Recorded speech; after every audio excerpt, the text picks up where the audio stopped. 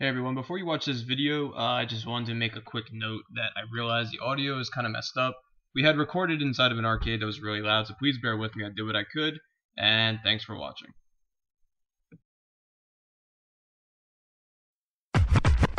Funky rhythm. One more time for the DJ. Gotta give him.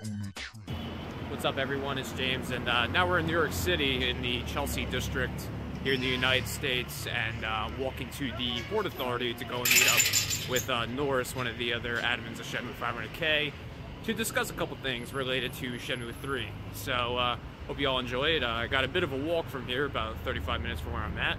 For those of you familiar with New York City, I'm over in between 9th and 8th Avenue, around 14th Street. So, alright guys, so I'm just gonna go ahead and skip there. So here we go, yeah! Kind of reminds me of Queen Street, just a little bit.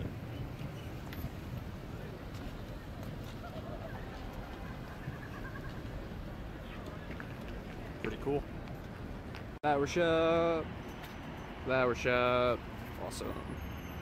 Oh, here we are in New York City. I got Norris with me. Say hi, Norris. Hey, what's up? Okay, it's recording. All right, so we're gonna go walk to Bob's Pizza and not get hit by a car, and go walk to Bob's Pizza and get some dollar pizza, yo. Try to survive. Yes. All right. See ya. Pizza, $1. Dollar pizza. Oh yeah. Alright guys, it's James. We finally made it. We're in New York City. I'm here with Norris from Shenmue 500K. So, what's going on, man? Thanks for coming out as always. So we're gonna talk a little bit about Shenmue 3 and Shenmue in general, what we like, what we don't like. Sorry about the camera angle. It's the only thing we can find to do because my stupid ass didn't bring a stand. So, to all the people out there who helped me, you know, tried to tell me what to do with my videos, sorry. So, big ups to Adam Koralik, big ups to Shenmue So, big ups to Zeeming, everybody with all the YouTube channels regarding Shenmue, Happy Console Gamer, Alpha Omega Sin. Thank you guys for, you know, helping me make this video and all that fun stuff. So, some of the things we want to talk about is the ending of Shenmue 3. So, you guys already saw my last video regarding what I think is going to happen, or my thoughts about the 4 leaders and how those fights will turn about. Some of those ideas were taken from Norris here, because we discussed it beforehand, before I made that video. So yeah, this guy knows a lot of stuff about Shenmue, so I'm very happy to, you know, be here in person.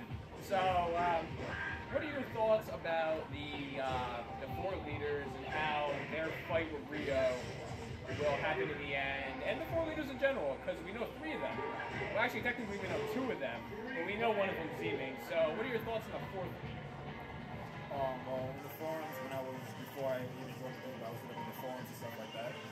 There were a lot of things that he's actually an old man, and the shadowy figure that you see in the 4 leaders, so people saw that he was dressed in a garb like Landy, like a martial art figure. He could be an old man. And since he's looking into the men, of course, he's going to be strong martial arts. That's about it. Oh, we know. Sweet. Alright, so yeah, the 4th leader is definitely an interesting subject. So we know, well, we kind of know 2 of the leaders. We know one is Niao-san and one is Lan-Di. We kind of suspect, it's pretty obvious at this point, due to the side comics in Shenmue 2, that Zeeming is the 3rd leader, you know, Shui's brother. So, what are your thoughts on the 4th leader? Because we don't know who he is. Even I don't know that much about him. All I do know is that he could be a big old man.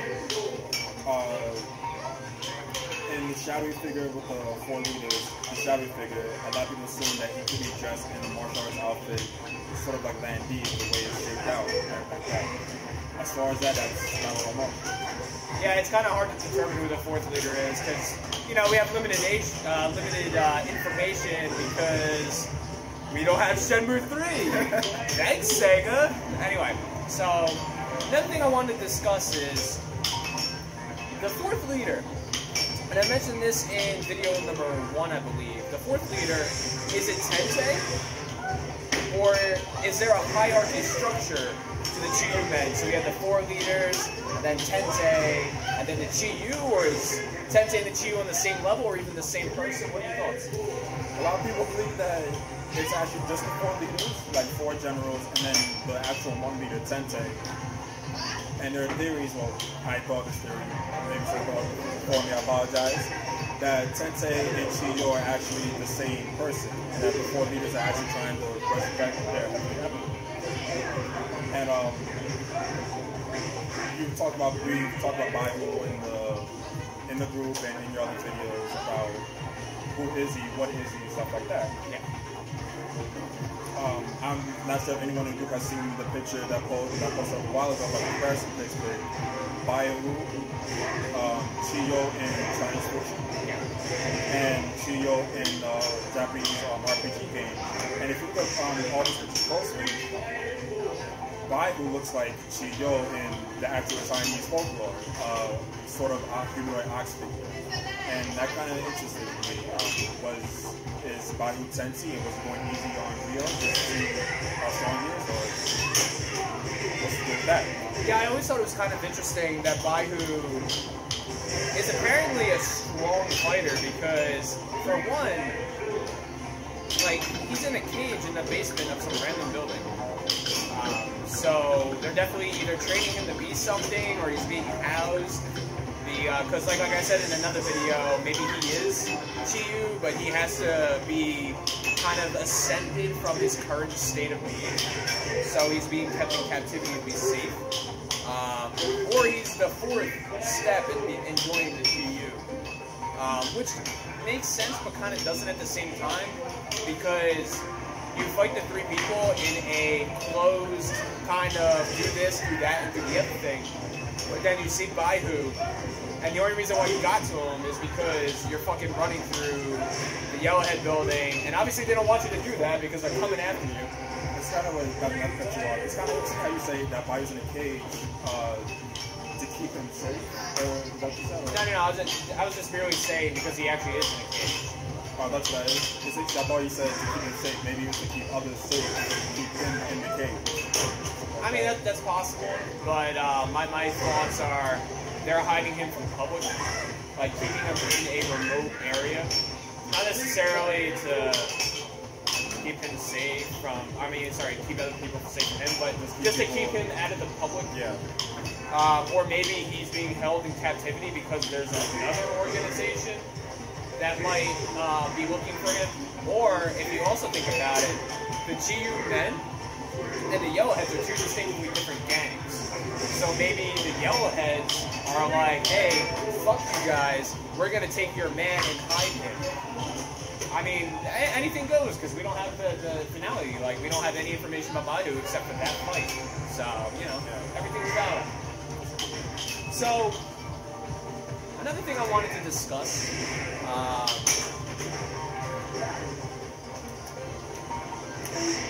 gonna cut this out. I don't know what the fuck I'm talking. I don't even know who this guy is. Who are you? What the fuck? Want to know about something? Yeah, sure. So, pause a bit.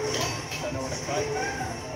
3, 2, 1. Alright, so the 3rd leader that you met, the 3rd leader, well, actually more the 2nd leader, because you never really find out about Miao-san, except for that side comic of Shenmue 2 on the Xbox.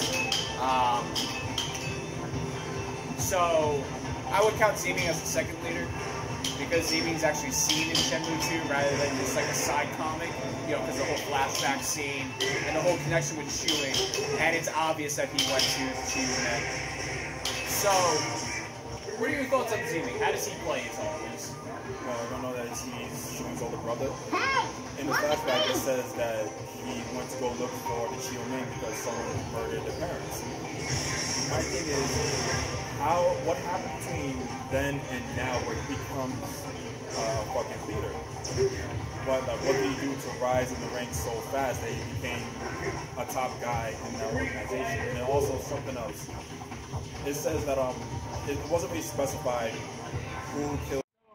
Shenmue 1 and 2 are really awesome games. However, there's a couple of things about them that we would have liked to have, but we didn't. So, Norris, what kind of things in Shenmue 3 would you want that, you know, I'm sorry, how should I say this? In Shenmue 3, what kind of things would you like to do? Like things that you couldn't do in Shenmue 1 and 2? I would like to be able to eat, for one. She goes through this journey, not once has, well, besides hot dogs, not once has he eaten. Yeah, at all. totally. Fucking, the only time Ryo ate in Shenmue 1 was when Tom was leaving. And he gave him 3 hot dogs. And he gave him a hot dog. Ryo's just like, I'm not hungry. Oh wait, it's free because I'm poor as fuck. But, and that wasn't one time with Shimbo took the rabbit. But I don't think we were like this. Yeah, true. But even between those 2 times and before, when has he eaten? Yeah, right. Except for a ton of soda, yo. Ryo's a caffeine king, man. He's just like, I'm gonna go on an adventure and I'm gonna kick this guy's butt. Nourishment, sleep, having friends, all that. Fuck all that bullshit. I don't need that. I'm just gonna kick some ass, drink some soda and some coffee, and we're good. I mean, when you're 18 years old and you're traveling around the whole, well, not the whole world, to another country, you're gonna do some shit. Just thank God it's not drugs. It's just soda. Oh yeah, no, totally. Ryo and Shenmue are totally smoking hookah in that fucking game, man. They're just like, yeah, man. Anyway, so, alright. So, my opinion in Shenmue 3, what I would like to see is being able to, like, change your wardrobe. Like, Ryo's wearing the same thing every day, so, like, I mean, I love Ryo's outfit, but it doesn't make sense. Like, he must smell really bad. Because Wait, no, he doesn't bathe. He stinks.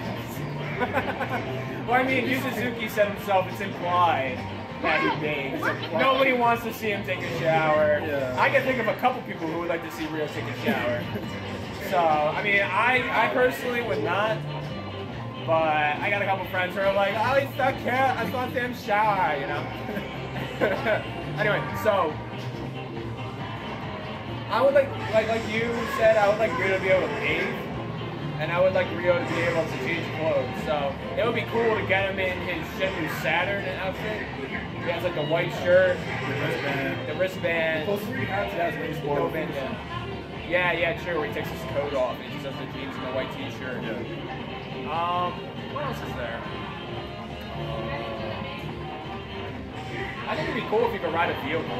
That'd be definitely cool. Like drive one. Then again, Ryo never really drove, so he probably doesn't really know how to. I guess. Unless, like, are you allowed to drive if you know how to drive a motorcycle? Or in Asia in general? I have no idea. I don't know the laws. But oh yeah, you can drive the motorcycle in Shenmue 1, and I can ride the bike. Like Props to everybody who knows what I'm talking about. Oh snap! Yeah, that was a pain in the ass. The bike mod, it was, oh god. I spent so many hours working on that fucking thing. It's a struggle. It's a struggle. Yeah, this will go in the bloopers section. We're totally going off the fucking wall right now. Well, another thing is like, maybe if there's bikes in where he's going, or small vehicles, whatever, maybe he could reach, like, have transportation to and from, you know, maybe a village, a town or something, like his own transportation, maybe, possibly. Yeah, that'd be pretty cool. Geez, what else would I like to see in Shenmue 3? What kind of jobs do you think Ryo will have? Alright, so in Shenmue 3, if Ryo's gonna be in China, I'm assuming that he's gonna go to Bailu Village, and Shenhua is gonna hook him up with a place to stay and all that. So maybe you can do chores like you did at Manmo Temple with Shui, you know, bringing out the books. Maybe something simple like that with a little bit of QTE involved. I would also like to see Shenmue have a job where it's not necessarily relying on QTE, like the forklift job. You actually had a task, you know, take this, bring it here, put it down, rinse and repeat. I think Shenmue 2 was kind of annoying in that sense because moving crates, like, I never in my whole life did I want to. Here! Dylan, whatever his name was, so Yeah, annoying. Dylan, I love that character, but like, having him just go, here, 1,000 times, it's just like, I don't fucking know. I wanted to complete, I've had chances to get more than 6, but Dylan ruined that. Yeah, man, totally. And then Congo and Congo. Congo. I actually like Congo more than Dylan. I like Doolin better because Doolin has a story, whereas Congo is just Congo. He's just like, Congo was great. I mean, Dylan is funny. I'm not arguing that he is funny, especially from the water. Congo think me and you would be good team. It's not Majin Buu. Yeah, he does. It's like Majin Buu. He sounds like Majin Buu. And you want to make cookies, chocolate, or cake? Ah, man. Majin Buu, beautiful. For those of you who don't know, we're in an arcade in New York City, and there's some people here, so don't mind if you hear a lot of other stuff. They might look like fools right now, but Fuck it, for Shenmue, anything goes. Alright. So one of the other things about Shenmue, I'm not sure if every fan knows this, but Shenmue was originally a Sega Saturn game, and during its alpha stages, it was called Project Berkley. Now, Project Berkley, according to Yu Suzuki, most of the game that was completed in its development cycle was just all FMV sequences and only a little bit of gameplay, which we got to see in Shenmue 2X for the Xbox. Once you beat it, you unlock Shenmue Saturn version, which was fucking awesome because before then, it was not very common to see the Saturn version of Shenmue.